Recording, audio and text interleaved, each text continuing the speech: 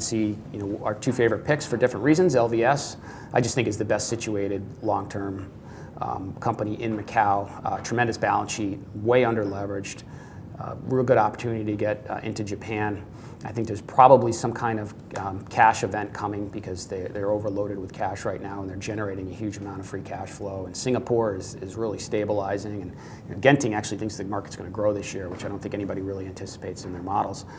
And they've got the suites coming online and the Londoner project. I think both are very good uses of their capital at this point. So, mass accelerated in the fourth quarter. That's good for LVS. It looks like it did pretty well here in the first quarter as well. Again, good for LVS. But even on the VIP side, they've really trying to capitalize on the growth that we're seeing there. So they've got some new junket rooms operating.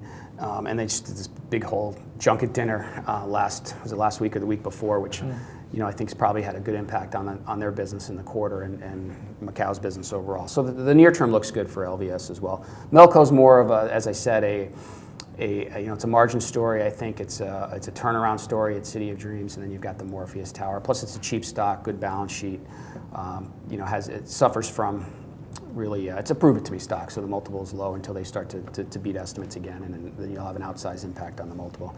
And then just looking at some of the other companies, Wynn I think is really in a good position. I mean, there's so many other issues with Wynn, but fundamentally in Macau, I think they're in a really good position to continue to beat expectations. The Palace ramp, both on the margin and the top line, centered on premium mass, looks really good over the near term for us, even though they just sort of pre-announced really strong numbers. So maybe expectations for Q1 are where they should be, although we're a little bit higher than the street, and I think the buy side's probably up there with us.